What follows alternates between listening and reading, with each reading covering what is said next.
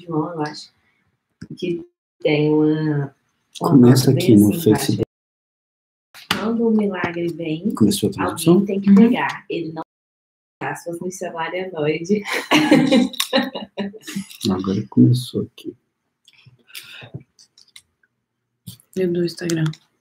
Falta esse aqui, então. Ana, manda o link do Facebook, por favor. Mãe, por que você colocou o coraçãozinho na Bíblia? Foi a Ana já.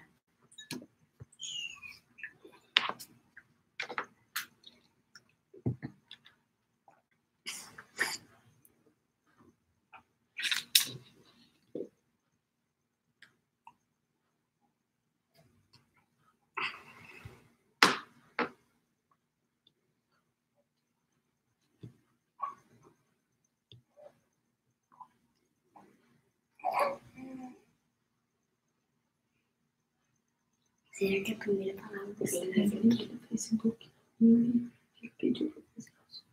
Qual foi a minha primeira palavra? Bola. Boa. Será que qual vai ser a primeira palavra dele? Você coloca isso aqui, por favor, de um jeito. Ah, não foi não. Que Não? não fica na frente do Facebook. Mãe, eu posso comer um?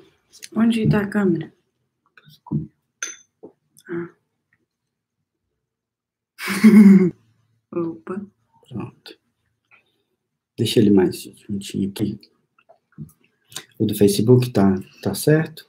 Acho que sim. Então, nós estamos tentando mandar os links. Gustavo já mandou. Tá aí. Mandou? Do Facebook.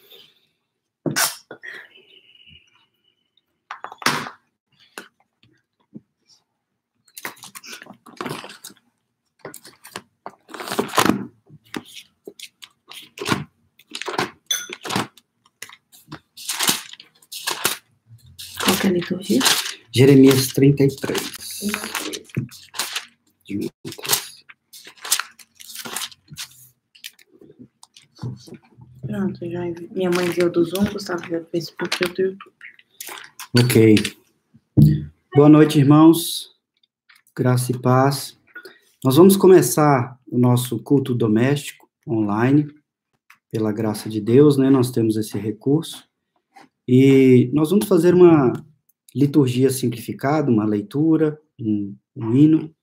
E então eu partirei para a pregação no texto de Gênesis. Mas agora nós vamos ler aqui, e eu peço que vocês que estão participando, que são membros da igreja especialmente, que participem com suas Bíblias em mãos, realmente lendo e mantendo aberta, cantando também, para que assim seja o seu culto, não seja você simplesmente assistindo um culto, mas que você, de fato, esteja cultuando a Deus.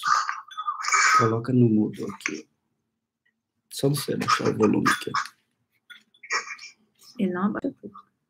Não, só fica um pouquinho. Ok, vamos lá, vamos abrir a Bíblia em Jeremias 33. Eu vou ler do verso 1 ao verso 13. A palavra do Senhor diz assim: Veio a palavra do Senhor a Jeremias, segunda vez, estando ele ainda encarcerado no pátio da guarda, dizendo: Assim diz o Senhor que faz estas coisas, o Senhor que as forma para as estabelecer. O Senhor é o seu nome. Invoca-me e te responderei. Anunciar-te-ei coisas grandes e ocultas que não sabes. Porque assim diz o Senhor, o Deus de Israel, a respeito das casas desta cidade e das casas dos reis de Judá, que foram derribadas para a festa contra as trincheiras e a espada. Quando se der a peleja contra os caldeus, para que eu as encha de cadáveres de homens feridos por minha ira e meu furor, porquanto dessa cidade escondi o meu rosto, por causa de toda a sua maldade. Eis que lhe trarei a ela saúde e cura, e os sararei, e lhes revelarei abundância de paz e segurança.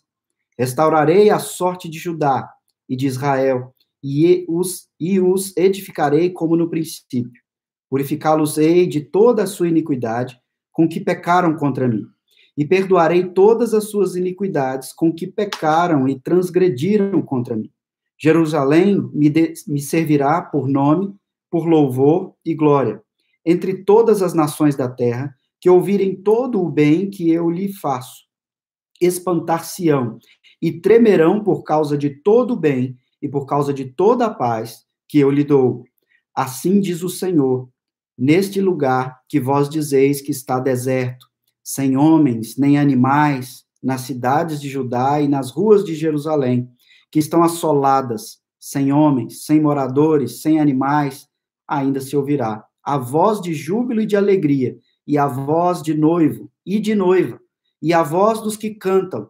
Rendei graças ao Senhor dos exércitos, porque ele é bom, porque a sua misericórdia dura para sempre, e dos que trazem ofertas de ações de graças à casa do Senhor, porque restaurei a sorte da terra, como no princípio, diz o Senhor. Assim diz o Senhor dos exércitos, ainda neste lugar que está deserto, sem homens e sem animais, e em todas as suas cidades haverá morada de pastores que façam repousar aos seus rebanhos, nas cidades da região montanhosa e nas cidades das planícies, e nas cidades do sul, na terra de Benjamim e nos contornos de Jerusalém, nas cidades de Judá, ainda passarão os rebanhos pela mão de quem os conte, diz o Senhor. Divulga que o link para os grupos, acho que você não divulgou ainda. O celular tá aí? Usa o da Isa e você coloca no grupo da igreja, que se alguém tiver qualquer dificuldade de áudio, para falar no grupo, porque aqui não tem como eu mexer, tá bom? E aí você passa para sua mãe divulgar. Perdão, irmãos, nesse texto de Jeremias 33, nós vemos aqui a palavra do Senhor por meio do profeta, que promete proteger o povo em meio à calamidade, em meio ao sofrimento, e promete que, restaurando a sorte de Sião, restaurando o vigor do seu povo, restaurando a cidade, a terra, esse povo seria como um testemunho do Senhor a todos os povos. E esse texto é muito oportuno para nós, que começamos esse culto e nos identificamos como o povo de Deus. Um povo que tem a promessa de que Deus olha por nós, cuida de nós, nos guarda e tem a promessa de nos levar à terra de salvação, à terra prometida.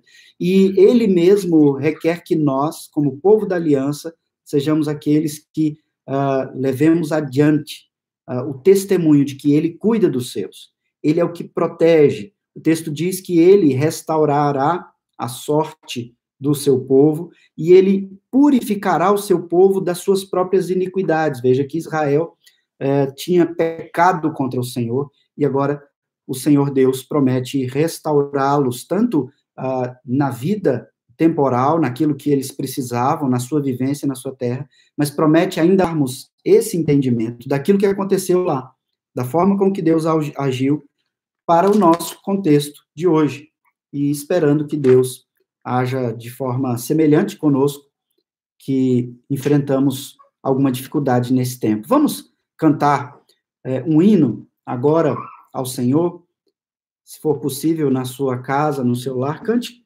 também. Nós vamos cantar agora o hino 92 do Novo Cântico. Então, vou colocar aqui o playback, e assim nós vamos cantar juntos o hino 92 do Inário.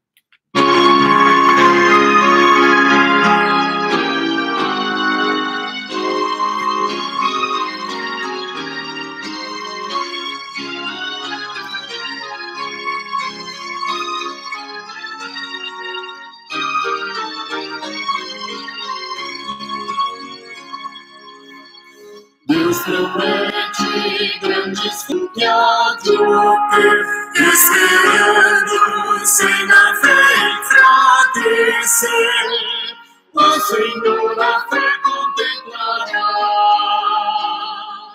Tua fé, Jesus, contemplará.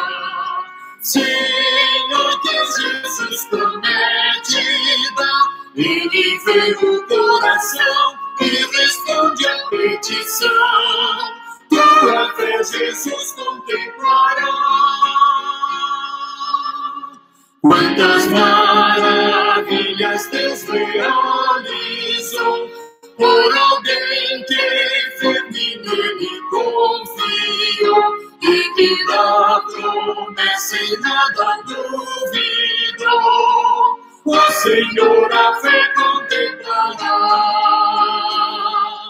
Tua fé, Jesus, contemplará. Sim, o que Jesus promete dar, Ele vê o coração e responde a petição. Tua fé, Jesus, contemplará.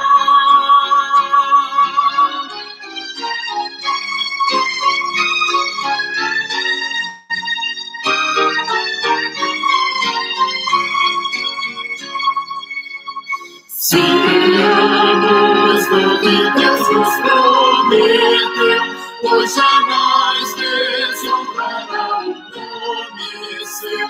Ele cumprirá promessas que nos deu. O Senhor a fé contemplará. Tua fé, Jesus, contemplará. Senhor, que Jesus promete dar, Ele vê o coração e responde a petição. Tua fé, Jesus, contemplará.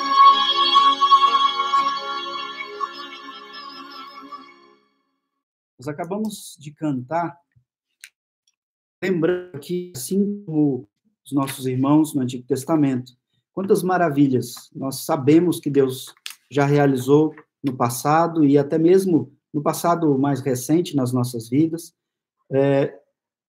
Aqueles que nele firmemente confiaram, pela fé perseveraram e da promessa da proteção, da provisão, do cuidado e da salvação nunca duvidaram. E o Senhor, então, há de nos conduzir, continuar a abençoar por meio desse instrumento que ele mesmo concede, a fé.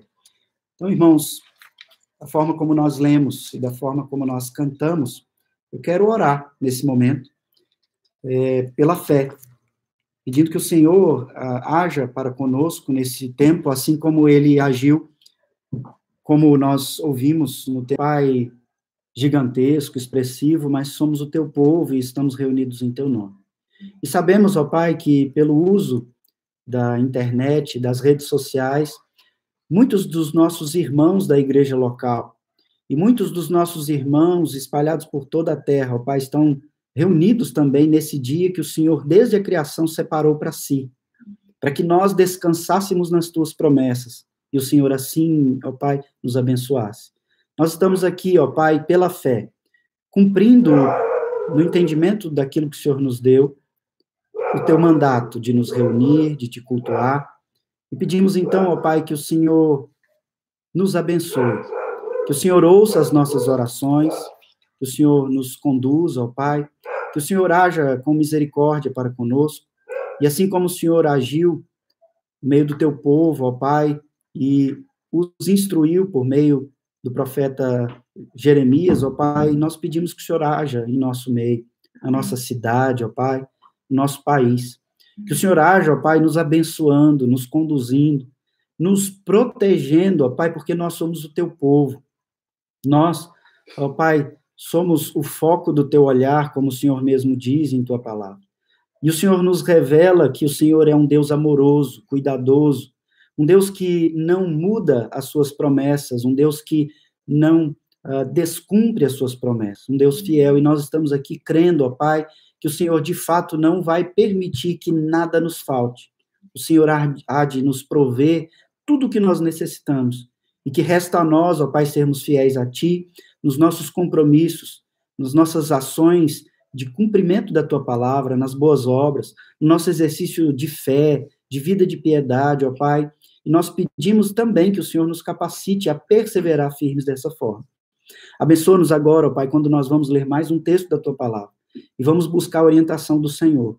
Ó Pai, que não seja apenas uma reflexão, que não seja um estudo teológico, mas que seja, ó Pai, a Tua palavra sendo explicada, exposta, para que o teu povo seja alimentado nesse tempo de restrição, ó Pai, do culto solene, presencial, que nós, ó Pai, já temos sofrido, já temos sentido a falta, ó Pai, e queremos que o Senhor use esse tempo que nós estamos afastados presencialmente para nos instruir, ó Pai, de forma profunda acerca da importância que é o culto solene público, onde o teu povo se reúne presencialmente, ó Pai.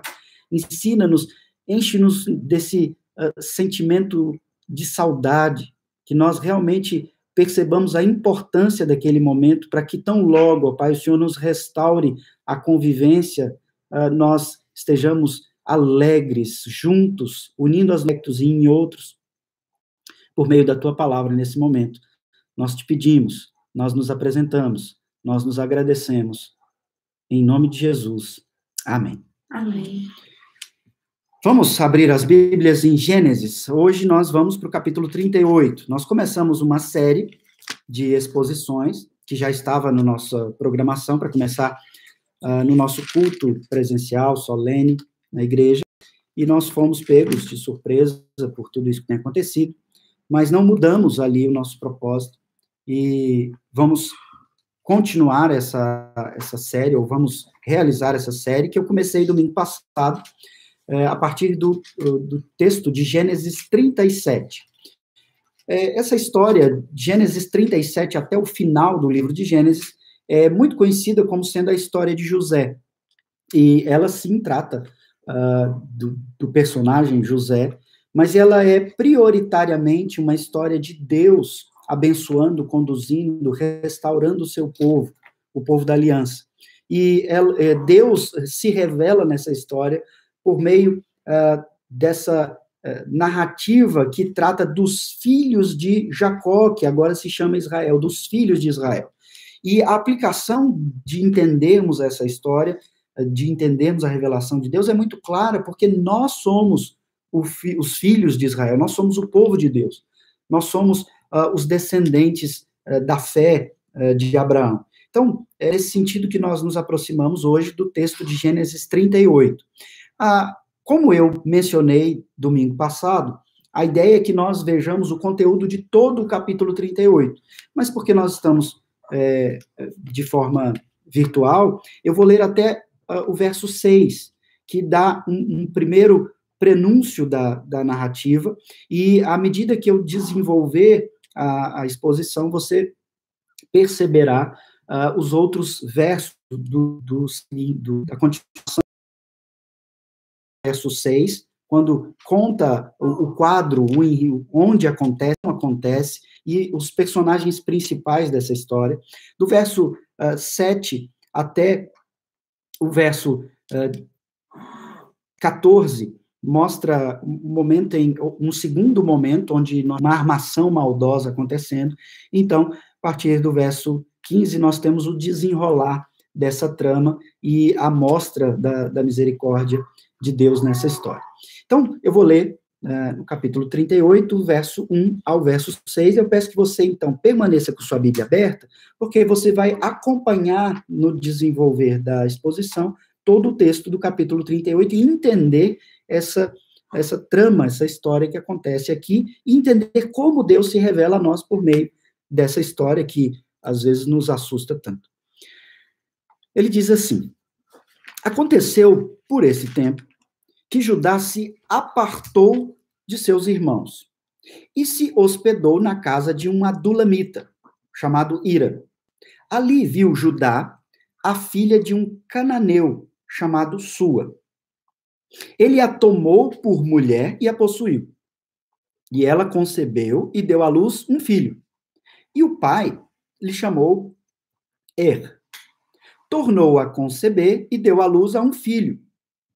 A este deu a mãe o nome de Onã. Continuou ainda e deu à luz a outro filho, cujo nome foi Selá. Ela estava em Quezibe quando o teve. Judá, pois, tomou esposa para o seu primogênito. O nome dela era Tamar. Até aqui, nós vamos, no desenrolar da exposição, perceber outros versos. Veja, o texto do capítulo 38 começa com uma introdução que nos localiza aqui. Há uma série de discussão sobre esse texto, como se ele estivesse no lugar errado, fora da história de José, e como eu já mencionei, é exatamente porque a história não é sobre José, principalmente. José é um personagem dessa história que nos revela Deus cuidando do seu povo, cumprindo a sua promessa.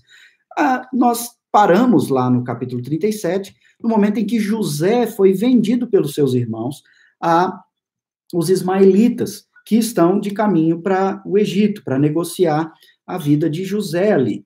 Essa história vai continuar a partir do capítulo 39. Então, como aqui nós temos no capítulo 38 uma história de Judá e sua nora Tamar, algumas pessoas dizem não faz sentido interromper essa história. Mas veja, o texto começa dizendo, aconteceu por esse tempo. Que tempo? No tempo em que José foi vendido por seus irmãos, algo começa a acontecer com José, lá, para onde ele foi vendido, e com os irmãos aqui que ficaram.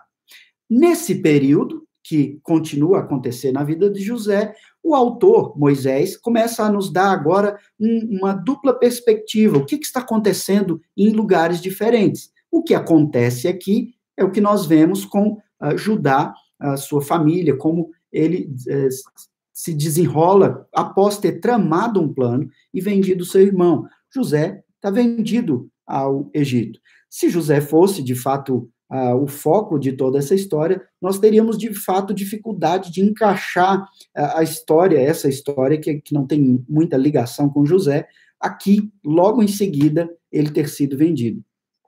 Mas já sabemos, é Deus abençoando, preservando o seu povo, um povo que, como nós lemos no texto de Jeremias, e vemos aqui nesse texto, é um povo de coração corrupto, num mundo corrupto, num mundo caído. Essa é a história dos filhos de Israel, e espero que você já esteja se aplicando, se colocando como meio desse povo.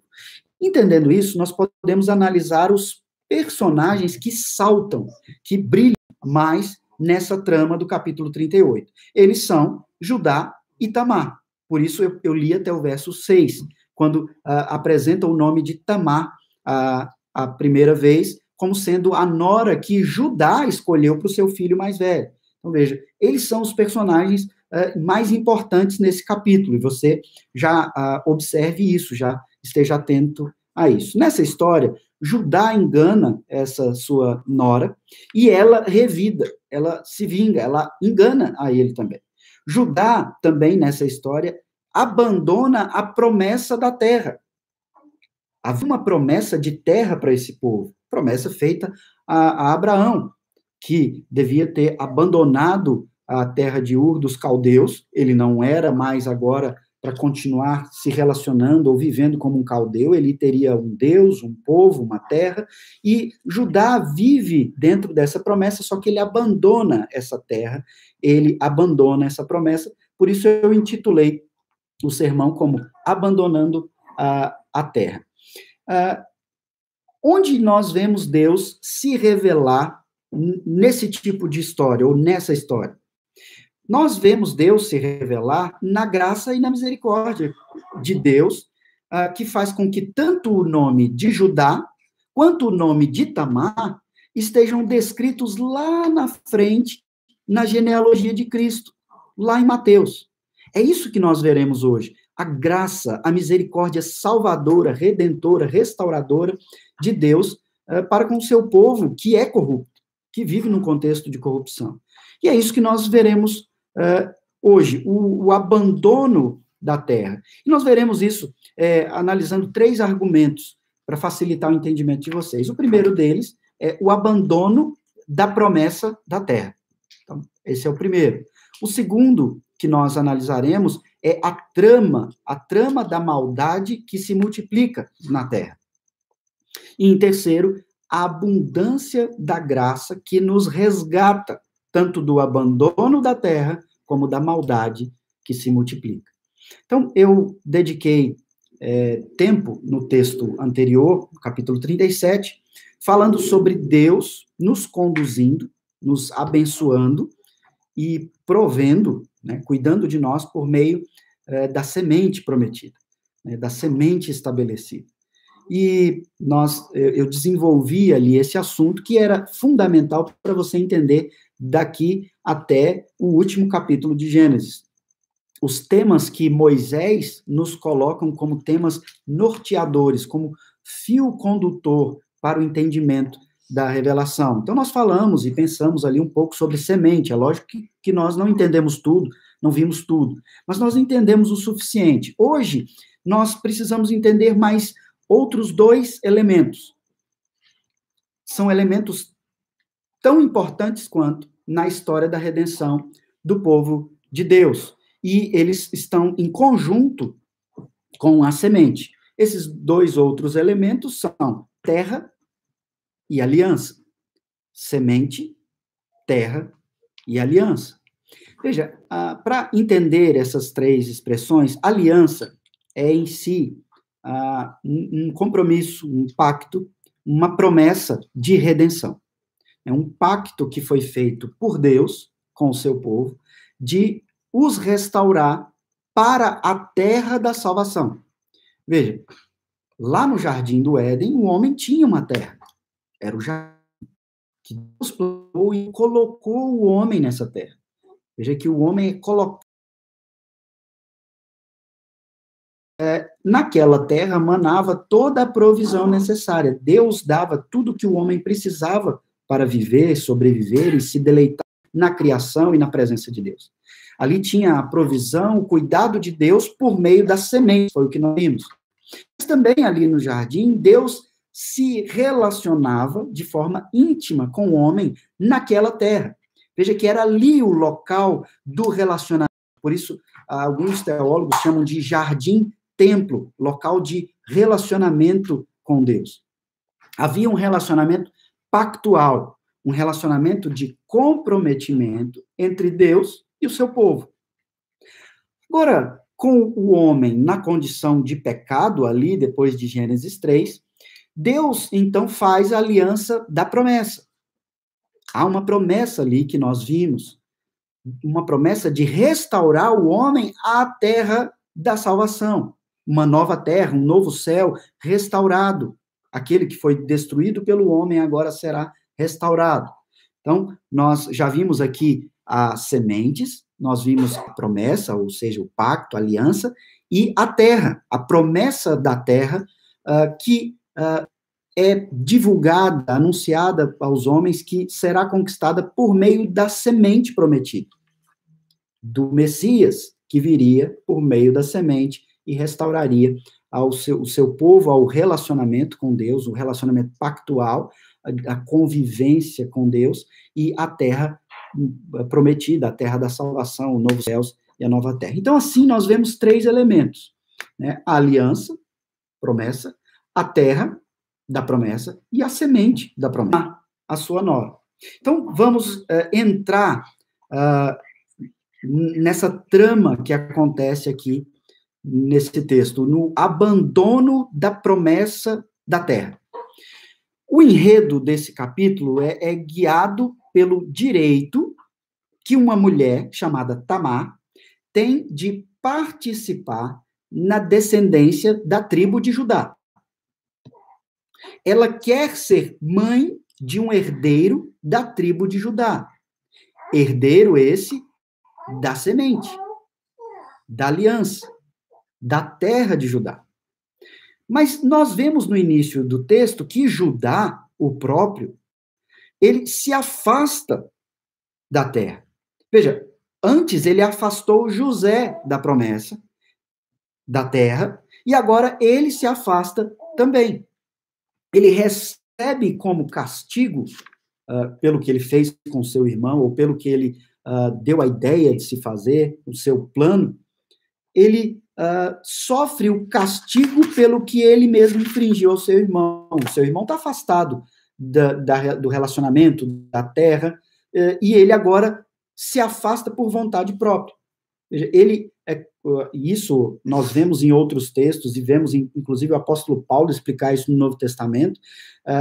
Muitos dos pecadores sofrem em si as dores dos seus próprios pecados. Eles tomam a forma dos seus próprios pecados. E Judá é aquele que, por vontade própria, achando que está tendo uma brilhante ideia, começa a sofrer as consequências ou o castigo daquilo que ele fez o seu irmão José sofrer. Ele está agora, por decisão, se apartando dos seus irmãos, se apartando da sua terra, se distanciando da promessa. Se o propósito de Deus, irmãos, aqui precisamos refletir sobre isso, se o propósito de Deus fosse apenas nos levar para o novo céu e nova terra, ele poderia ter feito isso lá com Adão e Eva, ou com os primeiros filhos daquele casal. Se o propósito de Deus fosse apenas nos levar para o céu, ele já teria feito isso. Deus nos salvou e ele está nos santificando em Cristo por meio de uma relação. E é importante entendermos isso. Deus nos salvou, ok? Ele está, nesta salvação, nos santificando em Cristo por meio desta relação com Cristo. A relação do corpo de Cristo. E aqui nós precisamos entender bastante isso, e inclusive nessa ocasião que nós estamos privados de um direito do corpo de Cristo. Veja, a terra em toda a história bíblica servia como um apontamento para a igreja. Deus se relacionava com um povo de uma terra, de um local. E ali havia comunhão, Deus estava em tabernáculo com seu povo, mesmo antes do templo e depois com o templo que ele mesmo orienta. Então, Judá, nesse texto, ele se aparta da comunhão. Você vê isso, sai da comunhão da terra, ele sai da comunhão do corpo, ele sai da comunhão dos seus irmãos. A terra em que Deus disse para Abraão, lá em Gênesis 12, lá no verso 3 de Gênesis 12, ele diz a Abraão, em ti serão benditas todas as famílias da terra. Nessa terra. Então, em ti, Abraão, nessa promessa, nessa semente, nesse compromisso, nessa terra, ou a partir dessa terra, serão benditas, abençoadas todas as famílias da terra. Veja a similaridade conosco. Em nós, corpo de Cristo, igreja de Cristo, serão abençoadas todas as famílias da terra, inclusive aqueles que ainda não são desse corpo, desta igreja. Eles recebem a bênção, eles são abençoados com a presença de um povo que é povo de Deus, um povo que é luzeiro, luz no mundo em trevas. Então, eles tinham a promessa de serem abençoados e cuidados por Deus, mantendo um relacionamento com Ele, na terra prometida, por meio da semente prometida. Então, ser crente é ter um relacionamento com Deus, e não só fazer parte nominalmente de um povo, de um grupo. Judá ainda é nominalmente desse povo, mas ele se afasta desse povo. Judá aqui, trazendo para um termo novo, né, do nosso tempo, Judá é um desigrejado. Judá é aquele que se aparta e diz, eu sou Judá. Veja, havia promessa para Judá, o seu povo, a tribo de Judá. Eu sou Judá, eu não preciso da igreja. Eu tenho um Deus, eu tenho um relacionamento com Deus. Eu não preciso da igreja.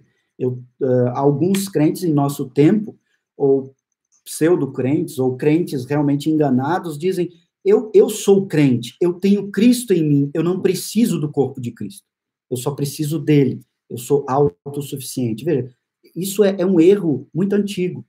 Na verdade, não há um lugar, de fato, na Terra, capaz de fazer alguém feliz por si, o lugar em si. Quero que vocês pensem que quando eu falo de terra ou de igreja local, de fato, não há um lugar que traga o benefício, nem coisas que façam isso. Um membro desobediente da comunhão da aliança não estará contente onde quer que ele esteja. Por outro lado, um membro obediente à aliança, ele estará contente onde quer que ele esteja, em qualquer situação que ele esteja. Isso é contentamento cristão. E veja, aqui então nós percebemos que após esse abandono, ele se casa com a filha de um cananeu. Essa esposa de Judá, ela não tem nome em nenhum outro lugar da Bíblia, nem aqui. O pai dela chama Sua, né, o sogro de Judá. E ele, então, tem essa mulher, e ela tem 3 filhos. O mais velho se chama o segundo chama Onã, e o terceiro chama Selá. Esses filhos nascem, crescem, os anos estão se passando, e Judá, então, escolhe uma esposa para o seu filho mais velho. Isso era o costume da época, né, o seu filho primogênito. Agora, essa filha se chama, essa esposa, para o adultério contra Deus, a promiscuidade na sua fé, na sua crença. Entra, então, Tamar na história. Ela é a esposa do filho mais velho. O texto, então, nos diz que esse filho mais velho, ele é muito malvado, e isso é para que vocês percebam e façam uma ligação lá com as linhagens, quando eu falei de semente, a linhagem da serpente, a semente do mal, a linhagem dos filhos de Deus, a semente da salvação, a semente do Messias. Caim era da linhagem da serpente, e outros que vêm a seguir. A maldade se multiplica. O texto de Gênesis 4, 5 e 6, que culmina no dilúvio, fala da maldade que se multiplica, e Deus, então, faz com que essas pessoas morram por sua maldade. É o salário do pecado, né? Você não pode pensar que Deus é mau por isso. A maldade é das pessoas, e o salário do pecado é a morte. Aqui no texto, o filho mais velho e o segundo filho, Onã, o texto diz que eles são malvados. Veja aí o verso 7 e o verso 10, onde repete de cada um deles. Ele era perverso perante o Senhor. Olha a ênfase, perante a Deus ele é mau. Agora veja o verso 10. Onã fazia o que era mal perante o Senhor, diante da face do Senhor. Ele pratica a maldade contra o Senhor, diretamente diante da face do Senhor. Nós vemos a multiplicação da maldade, ou seja, esses filhos de Judá estão sendo identificados com uma linhagem do mal. Mas Tamar, então, que é a esposa do primeiro filho, não teve filhos, Era o costume daquele tempo, daquele povo, e isso acabou se tornando depois, inclusive, uma lei do levirato, né? Que os irmãos seguintes, se aquele primeiro não tivesse descendente, ele haveria de honrar a sua descendência. Ele tinha que fazer com que seu filho, o seu irmão, não fosse esquecido simplesmente. Ele deveria ser honrado na sua descendência. Então, o segundo filho deveria suscitar a semente, dando ao falecido uma imortalidade social e religiosa. E Tamar entendeu a fé desse povo, veja a graça de Deus. Tamar entendeu a promessa da semente. Ela tem o direito a ter um descendente da tribo de Judá, e ela quer isso. Tamar. O pai orienta isso, Judá, ela quer que ele dê a ela a semente, dê filhos, mas ele engana a ela, não deixando que ela engravide. Ele engana seu pai, Judá, e engana a Tamar, não permitindo que ela tenha semente, que ela tenha descendente. E veja, a história da semente, o entendimento da semente fazendo sentido aqui para nós. Como o texto nos diz, o segundo filho, Onã, morre também por sua perversidade. Judá começa a desconfiar de Tamar como sendo uma mulher que tem um tipo de maldição, né? Judá promove um plano maquiavélico aqui para afastar Tamar do seu... Não é algo que acontece rapidamente, e nesses 20 anos, José está lá no desenrolar da sua história no Egito. 20 anos, e essa mulher chamada Tamar, esperando a semente da promessa, a semente da tribo de Judá. Tamar tem agora essa desconfiança sobre ela. Judá acha que ela tem uma maldição, porque o filho mais velho morreu, o segundo filho morreu. Imagine você, no nosso contexto de hoje, se uma mulher se casa com um filho e ele morre, e o segundo casa com ela também e ela morre, nós começaríamos também a pensar, será que tem alguma coisa estranha acontecendo? Então, plausível, né, o que ele desconfia, não que tenha razão, não tenha motivo, mas nós vemos as pessoas se preocuparem com isso com naturalidade. Tamar percebe que ele começa a armar, Judá começa a armar para cima dela, porque ele manda que ela volte para a casa do pai. Veja, isso naquela época era totalmente impensável. Ela casou com um filho da tribo de Judá, ela agora pertence à tribo de Judá, ela não pode ser devolvida simplesmente, porque ela ficou viúva. Aquela família tinha que cuidar dela o resto da vida e suscitar semente para ela, descendentes para ela. Só que agora Judá tem um plano mirabolante. Ele que afastou o seu irmão José da terra, agora ele afasta Tamar da terra. Para ele é comum isso, é fácil, afasta quem está rodando. Então, manda que ela volta para a casa do pai, o Suá, o cananeu. E ela percebe isso, ela aguarda por muitos anos que Selá se torne homem, né, o terceiro filho, envelheça, amadureça, e vá lá resgatar ela. Mas ela nunca é resgatada. Essa expressão aqui de resgate é importante. Ela não é salva dos gentios, dos povos afastados do povo de Deus. A esposa de Judá, que não tem nome na Bíblia, ela morre durante esse período dessa confusão, dessa armação de Judá. O terceiro filho, Selá, nunca vai lá resgatar Tamar, e ela fica sem descendente. Há um estudioso, comentarista, chamado Derek Kidney, que diz que Tamar estava totalmente interessada em seu direito de matriarca, da mais antiga linhagem de Judá. Ela queria isso, ela entendeu isso de alguma forma. E veja a que ponto chegou o abandono da fé por Judá. Jacó, o pai de Judá, era conhecidamente um enganador, né? Até que ele passa por um processo de arrependimento, conversão, e passa a se chamar Israel, mas ele é o enganador, o Jacó. Judá, o filho, também engana o seu pai, quando ele dá aquela falsa notícia da morte de José. E ele engana Tamar. Veja o pecado se multiplicando. E agora, Judá, que engana, assim como seu pai era um enganador, ele começa a enganar, juntamente com seus irmãos, ele é enganado por Tamar. É essa multiplicação, o caos, a desordem do pecado. É a multiplicação da maldade. Intriga, inveja, mentira, ódio, presentes no coração do povo de Deus. E veja a aplicação disso para nós hoje. Pecado sobre pecado, sofrimento sobre sofrimento. Os planos inviáveis tentando solucionar ou prover a promessa que Deus fez, como Abraão também, quando ele promoveu a gravidez de Ismael, né, de sua esposa, o filho Ismael, por achar que Deus não cumpriria a promessa, que Deus não era fiel, não lhe concederia Isaac, o filho da promessa. Judá foi morar com o povo da região de Adulão, nós vimos aí no primeiro verso, os adulamitas, né, essa região é conhecida, depois é a caverna de Adulão, onde Davi se esconde. Ele está nessa região, no meio de um povo cananeu, e se mistura com eles de uma forma tão estranha. E veja, aqui eu preciso sempre resgatar outros textos.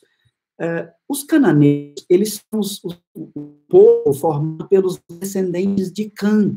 Eu não sei se você se lembra aí agora, mas Cã é aquele filho que foi amaldiçoado por Noé, o filho que expôs a vergonha do pai, e há estudiosos que dizem que ele atentou contra a sexualidade do pai, ele procurou estabelecer um relacionamento homossexual com o pai, nós não sabemos ao certo qual foi o tipo de exposição, mas o fato é que é algo assustador, e os irmãos se envergonham, o pai o amaldiçoa, ele sai da terra da promessa, ele sai do convívio, da comunhão da promessa, melhor dizendo, e ele funda um povo, estabelece, esse povo se tornam, então, os cananeus. E Judá sai da terra do povo de Deus, da terra da salvação, e escolhe estar com esse povo, com os cananeus.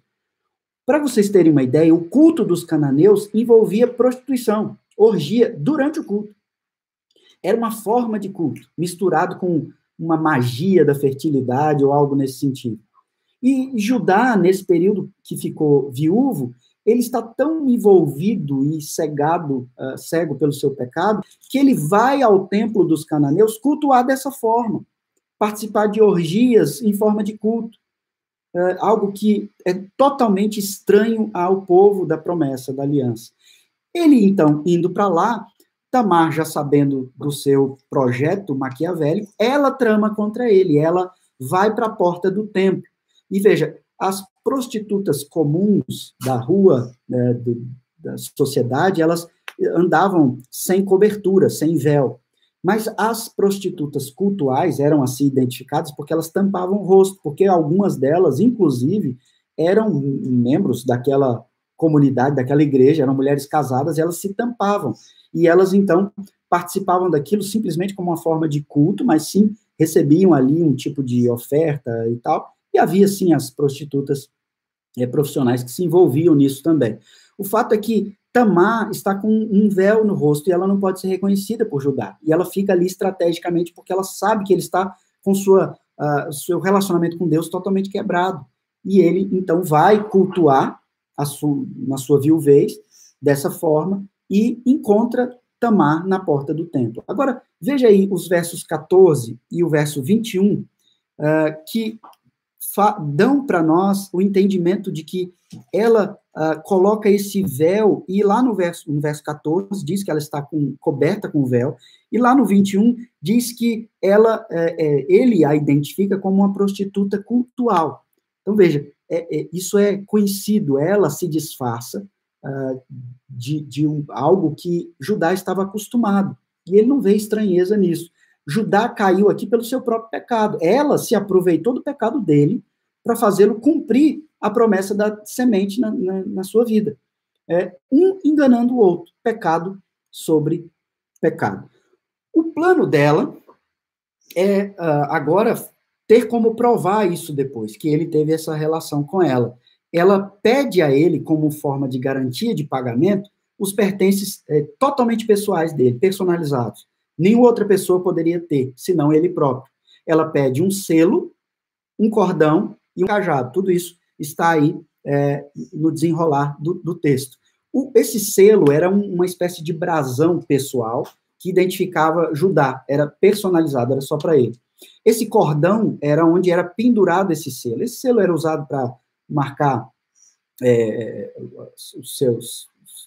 o gado, os animais, para selar correspondências ou contratos. Era uma marca pessoal. O cordão também era personalizado e o cajado, pessoas de importância na sociedade tinham cajados suntuosos, elaborados, entalhados na madeira, de forma personalizada também, isso trazia status. Ela pega essas três assinaturas de Judá, e fica com aquilo como promissória, como garantia de pagamento. Mas ele depois quer pagar ela, mas ela de propósito não quer receber, ela quer ficar com aqueles elementos. Ela armou uma trama para pegar Judá. Então, ela pede esses utensílios, ele tenta achar ela de novo, não encontra, nós vemos isso até no verso 21, e depois ela surge grávida. Judá quer se livrar de Tamar a todo custo. Quando ela surge grávida, ele não pensa duas vezes, como se ela fosse parte integrante da sua família e parte daquele casamento ali dos filhos, uma mulher integrante daquela família, ele a acusa de adultério e ele condena ela prontamente à morte. Mas aí é que a história se vira, é aí que tudo é transformado. O adultério pior viria dele mesmo, quando ela expôs a Judá como pai dos gêmeos, né, pai do filho no seu ventre, ou dos filhos, né, como nós vemos. Então, surge o verso 20, é um dos versos para você marcar aí na sua Bíblia, nesse texto, é o verso principal desse texto. Quando ele diz, mais justa é ela do que eu. Olha o Deus agindo com graça e misericórdia na vida de um homem. Ela o acusa, e imediatamente ele reconhece o erro.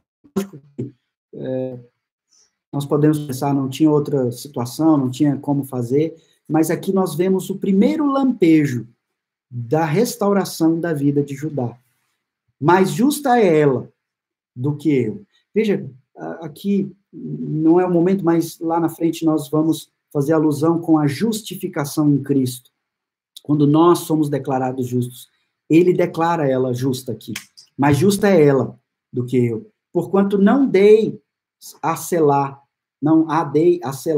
meu filho e nunca mais a possuiu. Judá, então, não mantém um relacionamento com ela. Ele assume o erro e ela, então, vive. Aqui começa o processo de conversão de Judá, o processo de transformação desse homem que virou as costas para Deus, para o seu povo e a sua terra, virou as costas para a promessa, abandonou a semente e os seus descendentes. E aí nós chegamos no terceiro argumento, no terceiro ponto, que é a abundância da graça que nos resgata.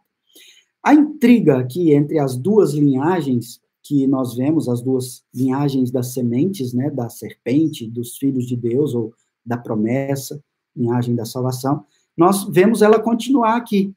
Os descendentes da tribo de Judá estão aqui, no ventre de Tamar. Um se chama Pérez e o outro se chama Zera. E veja, há uma similaridade aqui com Esaú e Jacó, né? Jacó é o pai de Judá. Os filhos de Judá com a sua nora, Tamar, agora são Pérez e Zera. Veja, havia uma importância muito grande da primogenitura, dentro desse entendimento da semente, da linhagem da semente. Havia promessas para esses primogênitos. E isso fica claro nesse texto para nós, quando acontece algo que, para nosso contexto atual, é estranho, né? Um dos filhos aponta primeiro, e alguém amarra um cordão vermelho no braço dele. Veja, era muito importante identificar o primogênito para que, no parto normal, algo se complicasse e depois o outro fosse tido como primogênito. Era muito importante marcar quem nasceu primeiro. O fato é que o filho que está atrás, o que não deveria ser o primogênito, ele é o primeiro a tomar a frente, assim como Jacó, um aproveitador, um enganador, ele toma a frente e ele logo é identificado, amarra um cordão vermelho no seu braço. Mas na disputa, lá no próprio ventre, é algo estranho para nós, o primogênito, que é quem fatalmente nascerá primeiro, nasce, mas ele perdeu a sua primogenitura para o mais novo.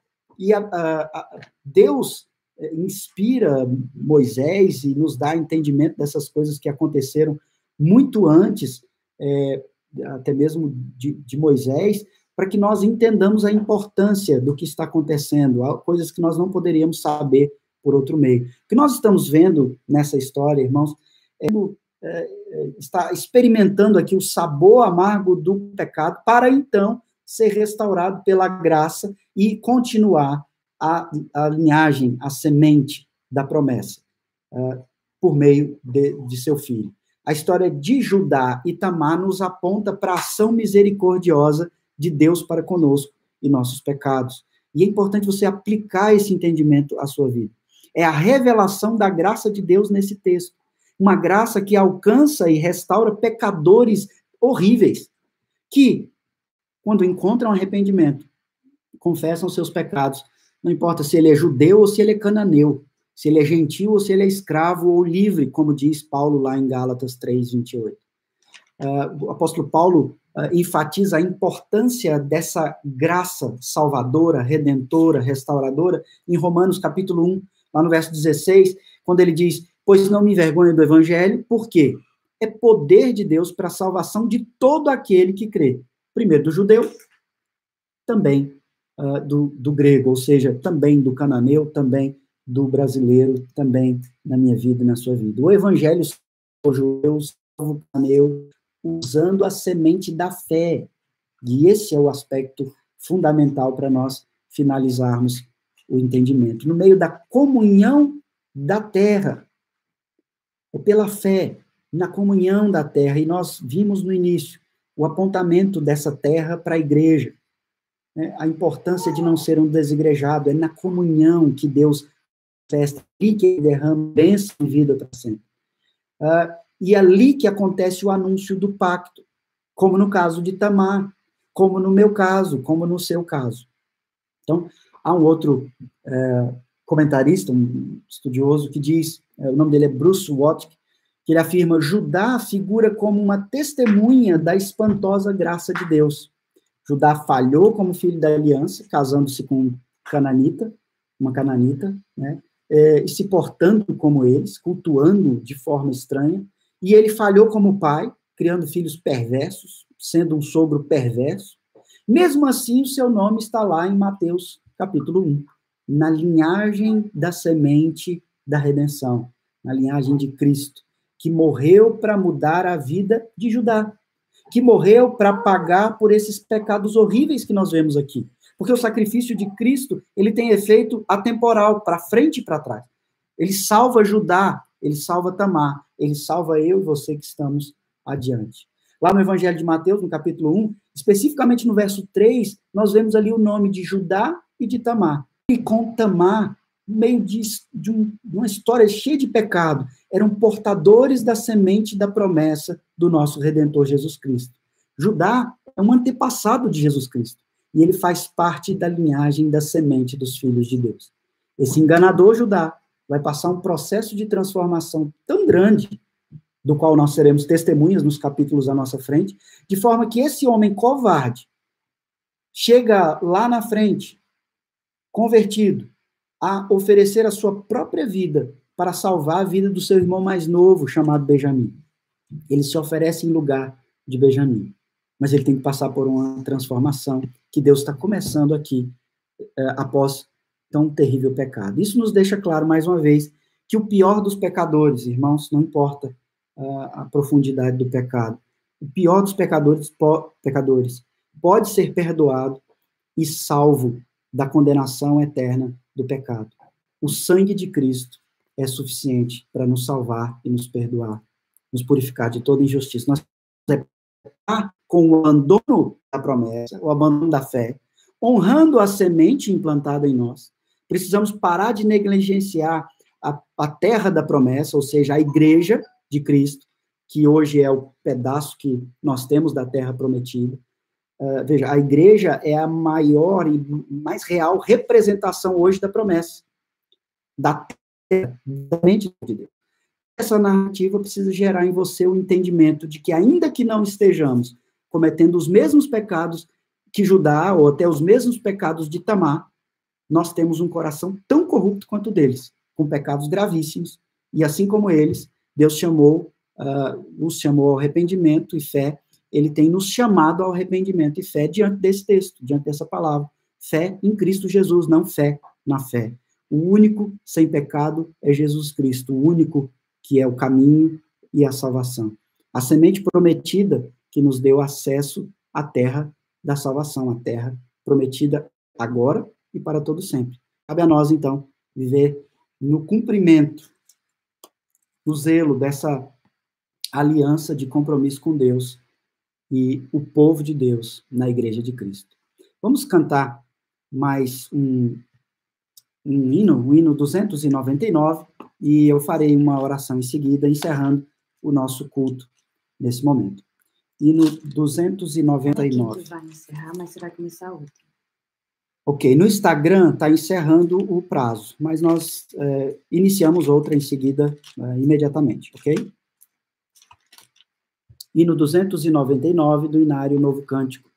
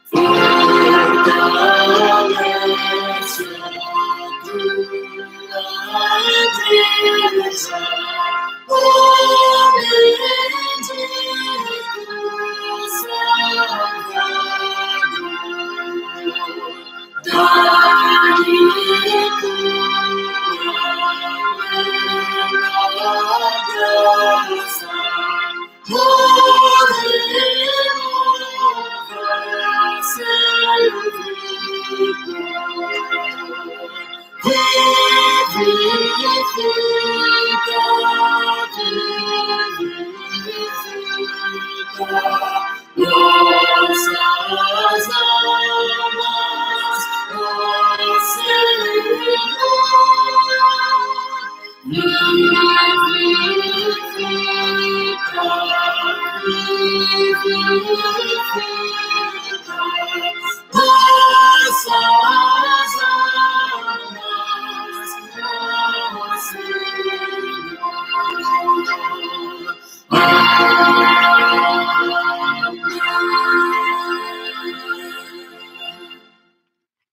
Senhor Deus, muito obrigado por tua palavra.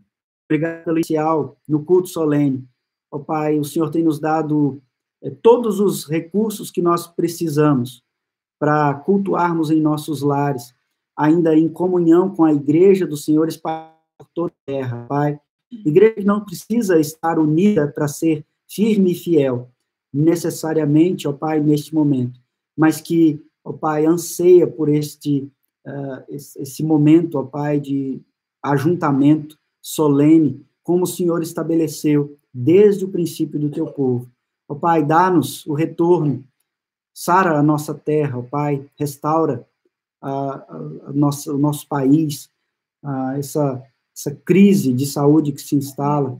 Ó Pai, ajuda aqueles, ó Senhor, que têm fechado as suas empresas, que têm passado por necessidade, falta de alimento. Ó Pai, tem misericórdia do povo teu espalhado nessa terra, de pecados, de intriga, de tanto pecado e oposição, tanto mal sendo maquinado e planejado por tanta gente. Preserva-nos, ó Pai, no meio a tudo isso. Coloca ordem, propósito na nossa vida, por meio da ação de Cristo Jesus, e que, ó Pai, estas exposições em rede social, ó Pai, atinjam aqueles que são teus, mas que ainda nem sabem, ó Pai, o sacrifício que foi feito por Cristo, para que eles, então, participassem da semente, participassem da promessa, e então tivessem a certeza da terra da salvação, novos céus e nova terra. Amém. Nós oramos assim, em nome de Jesus, pedindo que a graça dele esteja convosco, que o amor de Deus, o Pai, e a comunhão do Espírito Santo seja com todos vós, agora e para todos sempre. Amém. Amém. Amém. Ok, irmãos, Deus abençoe a todos. Obrigado por aqueles que permaneceram aí. A limitação é grande, nós não sabemos aqui mexer com tudo, mas a nossa igreja segue assim firmes, orando, perseverando em fé e buscando instrução do Senhor. Esteja atento à leitura da palavra. Eu peço que vocês leiam o capítulo 39 no decorrer dessa semana, para que você esteja tomando pé dos nomes, das histórias, de tudo aquilo que acontece. Na quinta-feira, nós faremos outra live com o estudo bíblico, que estamos tratando sobre contentamento, e no próximo domingo, novamente, se assim continuar essa restrição de encontro presencial, nós continuaremos aqui no domingo pela manhã, às 10 horas, e às 18h30, com os nossos cultos domésticos, com a transmissão da pregação aqui por esses meios. Deus abençoe a todos. Assim, eu tinha me esquecido, nós estamos fazendo todos os dias, nós estamos fazendo todos os dias, 8 horas da noite, uma devocional também ao vivo. Eu tinha me esquecido disso. Todos os dias eu tenho feito uma devocional, é algo mais curto, mais objetivo. Nós estamos tratando de contentamento, e acho extremamente oportuno estarmos contentes em toda e qualquer situação, nessa circunstância que nós estamos. Então, todos os dias, às 20 horas, quinta-feira, estudo bíblico, domingo, às 10 da manhã e às 18h30. Deus abençoe a todos, tenham uma ótima semana.